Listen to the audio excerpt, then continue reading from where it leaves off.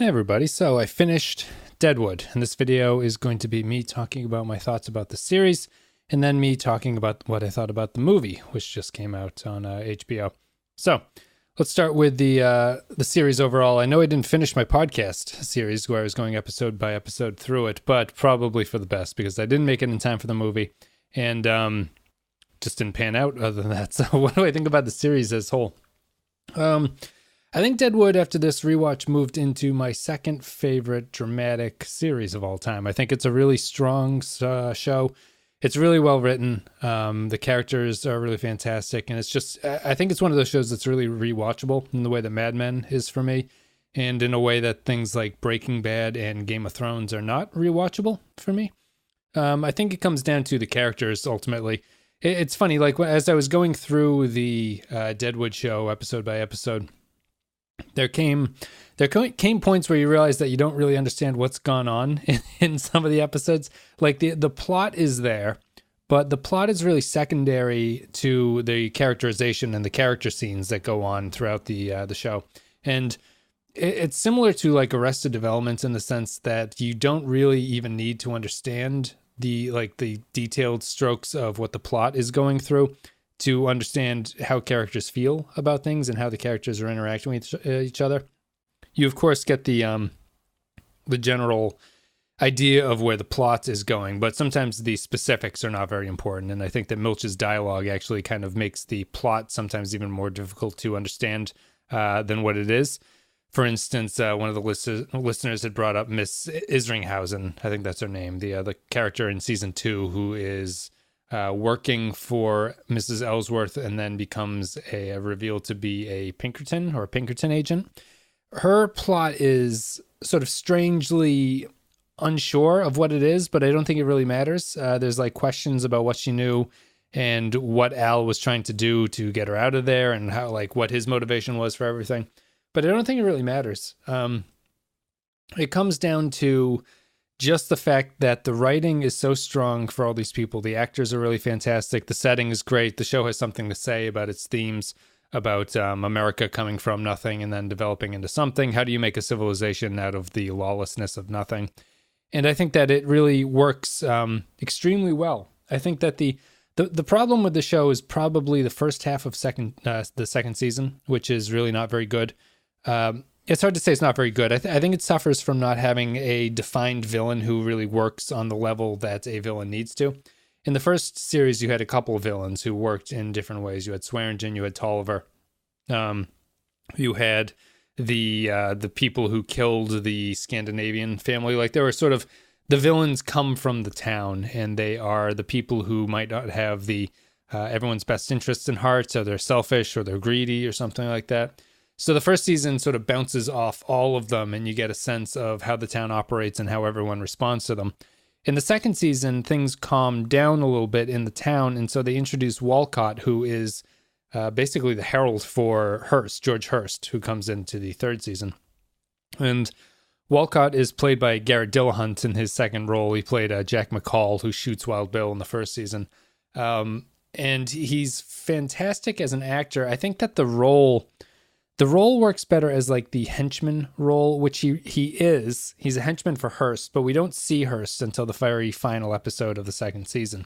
And Walcott is the kind of villain that is like meekish and sort of annoying that he gets away with so many things. It seems unrealistic without the strong backing of Hearst behind him that he would be able to get away with a lot of the stuff that he does. And he sort of strings along as a second-tier villain for too long. I think that there's nothing wrong with him. It's just that you need a stronger force also there that he can hide behind and be protected by. And I think that they try to say that is what Hearst is doing, but I don't think it comes across in the sense that Walcott is out there by himself, and it doesn't seem like he has any protection.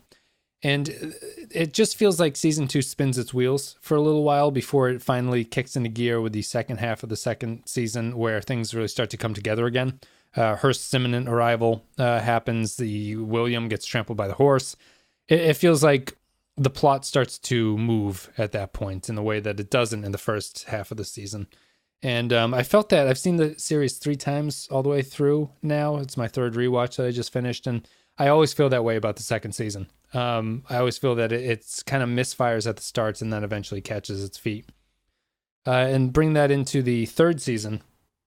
I would say that the third season is the opposite of the second season, and that the third season is really fantastic. It's probably only second. I mean, the first season is almost perfect, and the third season is pretty much close to it. The third season has the theater troupe, which I think is a mark against it being the best. But where the first season doesn't have the theater troupe and everything kind of flows and fits perfectly, the third season does have them a little bit too frequently. I'm not too sure what the point of them would be. They don't seem to add much. Their scenes don't really entice me.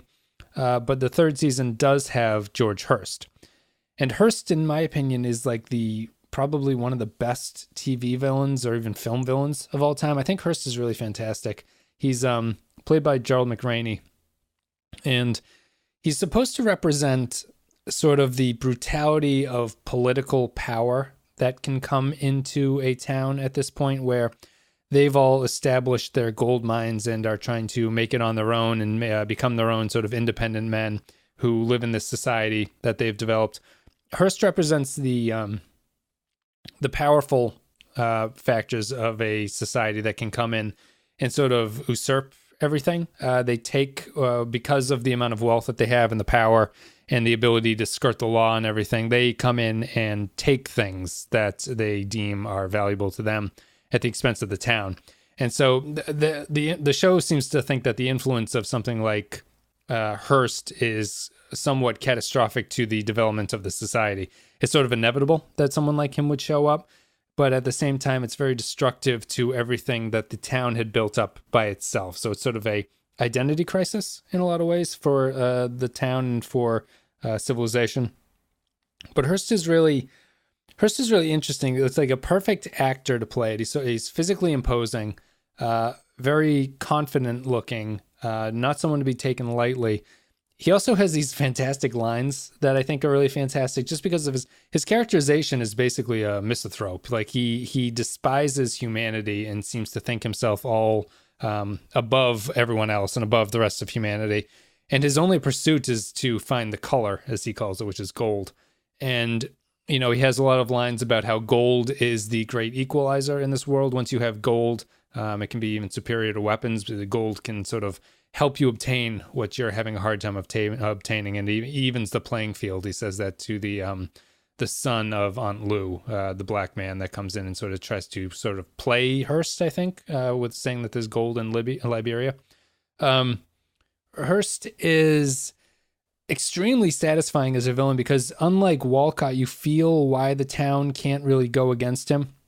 You sort of understand the inevitability that Hearst brings. Like, there is just too much behind him that they can't stop. Their best hope is to kind of work around him and figure out things that they can sort of that they can massage into the sides to make it less or more bearable for everyone involved. And I think that the strength of Hearst is really what drives the third season, where you see this is inevitable, and the series kind of ends this way with this sense of inevitability that Hearst is going to do what he's going to do. The best the town can do is sort of come out with a best case scenario for themselves, which is like a best case bad option. And you see things like the impotence of Bullock there, where he stands up to Hearst at the very end and says, "You've looked at your last body, and get out of town before I take you by the ear." And Hearst drives off, and you can kind of see that as a victory for it, but it's kind of a moment of impotence. Like, Hearst realizes that there's nothing they can really do. Bullock realizes there's nothing really he can do. He even says that at the end, I think. "I just stood there," or something. He has a line like that. And I think that it's bittersweet, but I think it's a really true to life experience. And I think that the show doesn't always try to wrap itself up in a way that's wholly satisfying. And I think that's when people say that the show was canceled too early, I think it actually ends appropriately. I think that the ending where they ended in season 3 is a good enough ending for the series, because I don't think that you can really move on much from there. I think that is kind of the point of what the series is saying, is that a sort of cynical take on where a society will go given long enough and given success enough, and like what kind of interests would come in and try to interfere with you. And I think it's really fantastic. I think it's full of great quotes. I think the writing is sublime. Basically, it's really Shakespearean. really like it's kind of funny. It's one of those shows that I actually, for as dense as it is, if you have a couple drinks or something and you watch an episode, it feels like it almost slows down a little bit, and you can settle into their way of talking. And the way Milch writes his dialogue, I think, just really can't be praised highly enough in this show. It's really, the syntax is so bizarre. The way that the words that they choose to say to describe things are like pitch perfect, like very Shakespearean in a sense, like the evocative nature of the words that he uses and the phrasing from the recent movie, it'd be a pity to not recognize what's at stake and to die stupid, I think is like a very, it's a great little line. It's from the movie, and it's not even one of the best, but I think it's this very evocative, simple, pithy, sort of like very elegant way of speaking. And even if you have to kind of parse it out, and it takes a while for you to understand what's going on in the show, and it takes a while for it to sink in, and sometimes it even obscures what the plotting is going on because you kind of you lose focus on how characters are talking sometimes, where it's hard to pay attention to a show like this for 45 minutes at a time. But when you do, it really just kind of sinks in and really elevates the material and just makes it seem like it's like no other show, really. I think The Wire still has to get the number one spot for me in terms of drama, just because of how much they did with so many characters in a very similar way. I think that the writing is totally different from Deadwood, where the Wire is much more complicated and there's a lot more things going on. Deadwood is also very busy, but the pace is a lot slower. It's more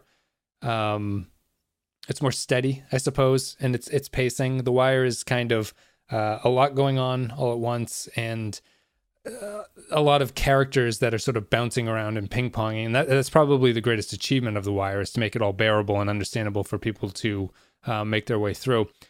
I think that Deadwood is just slightly more elegant, but it does have that problem of the second season not being totally fantastic, so it kind of knocks it down a spot. So I'm going to say it's my second favorite dramatic series at this point. At this point, I think it would go The Wire, Deadwood, and then Mad Men would be my third favorite series. So let's talk about the movie, which came out just recently, the other month, or maybe a month ago. It had been in the making for a long time. The cast never thought it was going to get made. Milch maybe didn't think it was ever going to get made. HBO had promised 2 movies, I think, and it just never happened. It never happened until finally, 13 years later or something like that, we get this movie. And Milch has been diagnosed with Alzheimer's disease, I believe, at this point. So he's becoming more sick from that, which is really unfortunate. And he got his final chance to make this. It's written by David Milch, directed by, I forget who directed it. I'll have to look that up. But the movie is one of those things where once you take a TV show and turn it into a movie, it always feels a little bit weird that you're watching it. Like it looks more film-like, and it's more cinematic than the show was. But I wouldn't say that the show was ugly. It's a different kind of cinematic. It feels like things are more open and there's more space in the way that they shoot things here. The town, obviously, being 10 years later, is more developed. There's a lot of brick buildings. There's a lot of stone and masonry work instead of just the wooden huts that they used to live in the series. Streetlights exist at this point. Everything's more well lit. It's very much Red Dead Redemption idea, where the civilization is coming to the town. Things are changing. Everything looks a little bit more livable than it did in the original series. And the show is shot wider. It looks, I guess you would say it looks prettier, but it still feels different enough where it feels like a Deadwood movie and not quite the show. And well, that's a totally aesthetic thing. It's something that always kind of pulls you out of this a little bit. And I think that the problem with the Deadwood movie, and I'll just say up front that I liked the movie, but I don't know if it needed to exist, would be my sort of takeaway by the very end of it, is that it kind of feels like it was done just because it had sort of been promised almost at this point that it should be done. And because of the way that the series ended, everyone was kind of left with this thing of, well, this was the greatest work that I had ever done in my career. It was like the greatest cast that I've ever worked with, the best writing. It's unfortunate that it ended that way. And it kind of feels like they just got it together to wrap it up in a way that, well, I don't think it has nothing to say. It's sort of a weaker rehash of what I think you already knew was going to be happening. Hearst reappears as the villain in this one. He is now the senator, the junior senator from California. He's come back to the town, and Bullock is the sheriff at this point. Swearingen is one of the more interesting parts. He's become sick, mirroring Milch in real life, and he has sort of stepped aside. Swearingen doesn't have a lot to do in the movie. He is there, and he has a sort of plot of being minorly helpful, but the rest of it is him sort of realizing his own mortality, it seems like. He's removed from a lot of the action. He stands on the porch and watches things more than he's actively involved in stuff. And it really becomes more about Bullock and, surprisingly, Trixie. I think Bullock and Trixie are like the two main characters that the story really seems to focus on. And so the setup basically is that, obviously spoilers. The setup basically is that Charlie Utter owns a gold mine claim that is blocking Hearst from putting through his power lines or telephone lines or something. And Hearst represents the civilization, the civilizing aspect of this. He even says it in this the movie that he is a force that can't be denied. Progress is going to happen, and everyone is foolish if they stand in his way and try to block it. Well, Charlie Utter, being difficult as he always is and being a man of his own moral code, stands up to Hearst and refuses to sell to him. So he is assassinated by Hearst, who has henchmen shoot Charlie Utter. And the movie is basically Bullock trying to pin this on Hearst, and Bullock trying to regain some kind of justice in the town. And the other plot line involves Trixie is now pregnant and about to give birth, and she's going to marry Saul Starr. And Hearst recognizes, in probably the biggest stretch, Hearst sees Trixie, who yells at him as he's walking through or riding through the center of town. Trixie yells at him, reminding him that he killed Ellsworth. And Hearst has this moment where he's like, that's the woman who tried to shoot me, not that other dead woman that I thought for the past 10 years was the one that shot me. So it's a little bit of a stretch. They have Hearst just, 10 years later, remember perfectly a woman he barely got a glimpse of in the first place, where he couldn't identify her well enough at all. I don't think I'm missing anything. I think he honestly just remembers. I don't think Trixie says anything to him, which is a little bit of a stretch, but whatever. You'll allow it to go. And I think that maybe that's kind of the plotting that has problems in the Deadwood movie, is that it feels... The story and the plot feels more simplistic than the show ever did. It's really just a very simple storyline that they've got running in parallel between Trixie and Bullock, but it doesn't have a lot of the layers that the show was allowed to have, where characters are in the middle of their own stories on the show while you're having this other bigger events go on. So it always feels like the world is more believable and fully fleshed out, because even if you're not focusing on the main storyline, you can kind of check in with the other characters for a scene, and it feels like they're involved in something. So it feels like it's a richer, more purposeful world. The movie doesn't really have that, because the movie's focusing on this very specific story that's going on. And while the other characters are present, it feels like they're really just there to kind of check in with the show. It doesn't feel like they're central to anything. And so their scenes feel a little bit unnecessary, which is unfortunate. And they're not bad. It's just that because they don't have anything to really add to the main plot besides checking in with these characters and showing where they are 10 years down the line, you kind of don't need them, but they're there anyway.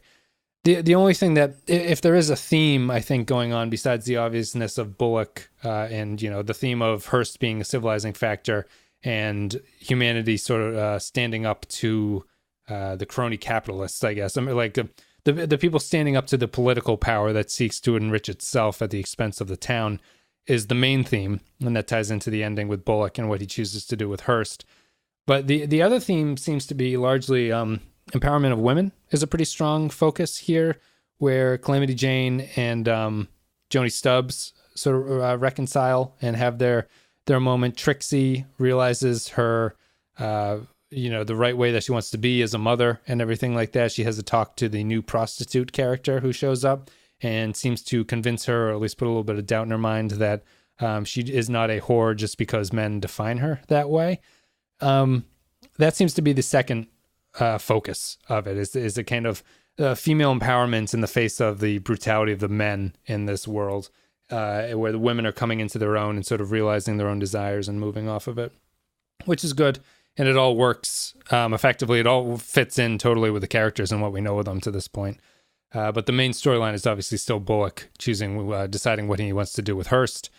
And I think that Hearst really suffers as a villain here because Hearst becomes much more simplistic and straight ahead of a villain, where he is a person who's just coming in. He wants this land. He's going to go through this. He's going to get what he wants. And even if that was his, the overtures of what he was doing in the series he felt much more thematic and much more impressive and terrifying and destructive to everyone.